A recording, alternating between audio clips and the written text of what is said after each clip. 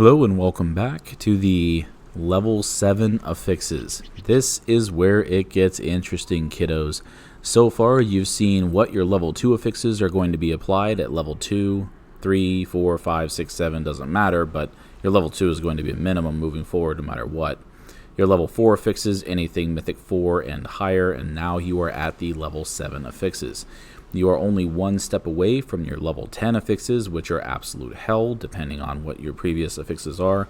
Some of them are actually very negligible and very easy to manage. Level 7 is where the meat and potatoes come into play as far as this separates, what do they say, the mice from the men. So let's dive right in since we've got quite a few of these. The first one is going to be necrotic. Enemy melee attacks apply a stacking debuff that deals damage and reduces healing received. The debuff lasts 9 seconds and is dispelled when exiting combat. So with that said, your tank may be absolutely incredible at gaining all of the threat and all of the aggro of things, even if it's just a party of 2. However, for every hit the tank is taking, he is getting a debuff that is going to reduce his healing. I personally have had 20 if not 30 stacks of this on me, and really the only way to get these stacks to burn down is you need to find some way to break combat, even if it's just to run around a corner while that countdown timer of a very long 9 seconds ticks down. Or, of course, as soon as you are out of combat, it is gone. Now, some of the tactics that I've been able to employ with this is if we have a Frost Mage in the party, that Frost Mage and I have been able to coordinate where he's able to Frost Nova everybody in place, and I Divine Steed out of there. That buys me a good 10 to 12 seconds of no combat and being able to drop all stacks of healing debuff, and then my healer is happy once more. Now, this does apply to everyone. So if you do have DPS that's getting a little long in the tooth and is deciding to not really watch their threat, they too could get beat on. Now, this is only the melee attacks. This doesn't have anything to do with magic damage as an example, but if there is cleave damage that's going out, keep in mind too that DPS will be having this healing debuff as well. Your Cloak of Shadows or other disabling effect type abilities with some of these classes could in effect remove it, but we'd have to go into a little bit more detail with those specific classes and see what could take that off as time goes on. So this is also important in the sense if you have a Retribution Paladin in the mix, you can also do a kite, a taunt kite, if you will. You could position somebody on the opposite side of the room as the stacks are starting to get out of control for your tank.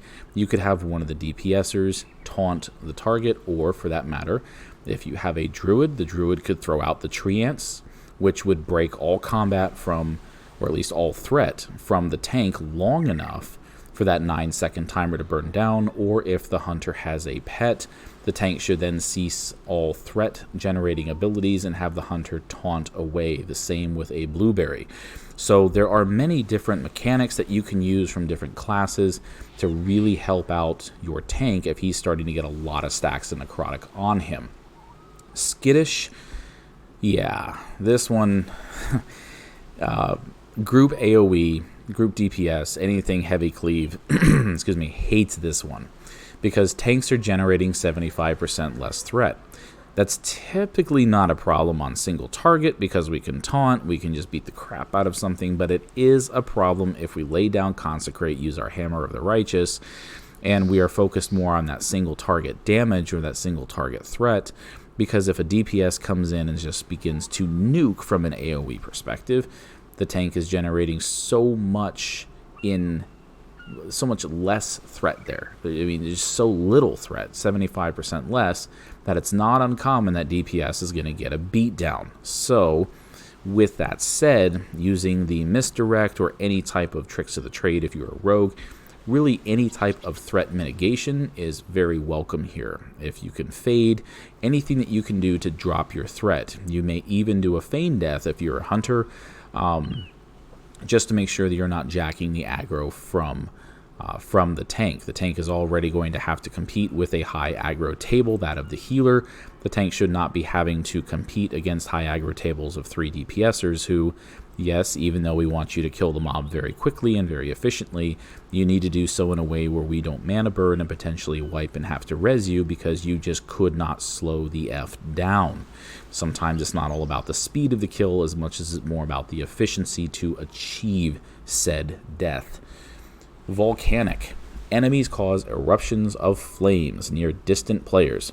Additional volcanoes may appear near existing volcanoes. Enemies. There is an emphasis on this, plural. Every enemy that you encounter. It could be 20 of those little bugs. It could be 10 of something. It could be a complete barrage of non-elite things. Or our personal favorite over in the Underrot, the final boss. Each one of those spores that he has coming after you, which can range into the dozens, each one of those could summon a volcanic a small AoE volcanic eruption underneath you. If it hits you, it does a considerable amount of damage, such anywhere between 20 to 40% of your health, depending on your mitigation.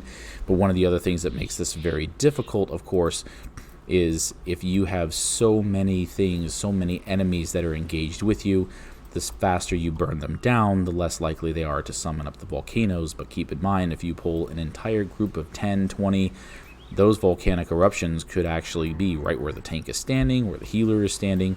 And if the healer is having to dodge volcanic eruptions every couple of seconds, there's not really a lot of healing going out, is there? So control the number of pulls and take that into consideration when you do. The same rules apply to explosive. Just like volcanic, every enemy can summon an orb in this case, but in this case the orb can be destroyed. In fact, it needs to be, because if it detonates, it's going to do 25% of your health, even up to 50% of your max HP, depending on the mitigation you have. On average, I've seen about somebody's half health get taken as a result of one blowing up. The problem with the explosives is that they'll start off as a small orange ball, and they will grow. And it takes, I'd say, roughly 6 seconds. It takes roughly 6 seconds to get to its full circumference when it bursts. You can target the orbs by tab targeting or by clicking on it. However, you cannot make a macro. I've tried this. It would be nice if I could. /target orb. So you're going to have to do this the old-fashioned way. And we all know how well and how effective tab targeting is. Yes. So in instances with this affix, I have seen melee class get tagged with this, because if they are tab targeting, they're not going to be tab targeting a mob 100 yards away. I have seen hunters try to do this, but if they tab target, it is not uncommon for them to tab target into a group that has yet to be pulled. It is nice, however, to have a minimum of one high DPS ranged with the explosive, only because on certain fights, such as like the Shrine of the Storm with the end boss, and he's putting down that swirly black goodness of stuff that you can't walk into, well, the explosive orbs can summon way across the battlefield, and you have no way of reaching them. As a tanking paladin, really the only thing that we have is our shield, and of course our judgment, but we don't really have a lot for that ranged. So a good balance of melee and a good balance of ranged is recommended with the explosive orbs. But I would recommend that even though you're trying to designate one person on the orbs, it is everybody's responsibility, but the healer, everybody's responsibility to take an orb down. The tank is going to have to do what he can. The DPS is going to have to keep an eye healing if they can, try to shoot an orb if at all possible, but don't try to designate one person, because if you pull too many mobs or too many non-elites, you will be overpowered with orbs that you can only click on and or tab target to, and unless you can do 10 orbs in under 6 seconds, you kind of see where this is going. Quaking, this is actually changing at 8.3, but this one's actually a lot of fun and horrible for close quarters. So periodically, you're going to be emitting a quake, an AoE effect underneath you, and it would inflict 20% of the player's maximum health as damage and interrupting spell casts to you and to other allies. In other words, you're going to turn into a bomb, if you will, and you're going to have an AoE indicator underneath you. Everybody needs to spread out, because if you are connected to somebody else or within range, you are now taking that damage. In 8.3, this is going to change to 40% damage at base. So if you have two individuals who did not get out of the way of each other, they both take 40% damage. If you have three individuals that did not get out of the way from each other, they're going to take 80% damage, and so on and so forth. Quaking used to do damage to you regardless of whether or not you were spread out or not. In patch 8.3, the offset is it will do more damage if you don't get out of the way, but no damage if you do. So again, if you are melee heavy and in close quarters, quaking is lethal. There is no timer. It is completely random. You could just be standing there getting ready for a boss fight, all stacked on top of each other, and all of a sudden quaking hits and all of you take damage because you didn't spread out. On some boss fights where spreading out is almost impossible to do, this puts a strain on the healer for group heals. This goes back to any and all damage mitigation and self-healing capabilities the group has. You may want to look into using it. This leads us into our last affix here, Grievous. This is actually currently in place this week, along with the Sanguine and the Fortified. And Grievous is the reason why healers say that Blizzard hates them. While below 90% health, players are afflicted with the Grievous wounds. So you will bleed out until you are healed above 90%. The damage over time stacks up to a total of 8% player health as damage per tick. And of course, finally, another reason to blame your healer. What ends up happening with the Grievous is you can even ask my wife, who is a healer and who absolutely hates running with any group that has Grievous on it, because what ends up happening with any group damage that goes out is it will bring the party down to under 90% health, and then she'll sit there and have to spam heals to bring everybody above 90%. This is almost impossible to do if the party is down to 20-30% health, because Grievous continues to stack the longer they are under 90% health. With that said, this is only attributed to combat damage. If you were to jump off of a ledge and try to Peter Pan your way down off of something, that would not impact you. You would not be hit by Grievous. But if you are just not paying attention to your threat because, well, for whatever reason you're not, and you just so happen to be taking so much damage because you decide to spank something you weren't supposed to touch, you most likely are going to die, because the priority of healing is not unto you, it will be unto the tank.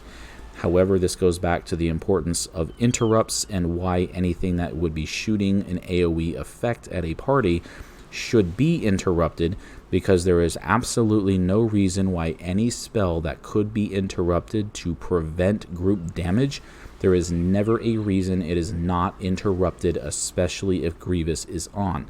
If your healer is spending more time throwing out group heals than they are to the party, you may want to, or to the tank, you may want to sit back and say, okay, folks, there's an issue here. I am throwing more group heals than I am to the tank. Now, I know that there are some mechanics in the instance that are causing everybody to take damage, but let's get real. Standing in the things and doing the things and just being an all-around silly person isn't making this any easier. So if you're a healer, or if you are a healer, and you start seeing the party take a considerable amount more damage than the tank, it is definitely worth reevaluating your choices in life, perhaps seeking therapy and either no longer playing a healer while Grievous is on, or at least just running with the guild and refusing to pug, because unfortunately people stand in the stupidest of things and will grief the hell out of you, and when you die, or when they die, it becomes your fault. So those are the level 7 affixes, and when we make our next video, we'll go into the level 10s and above and discuss the 8.3 changes, as Beguiling will no longer be a relevance 10 affix, and it's going to be replaced with something a little bit more exciting. So when we come back on that, we will discuss that.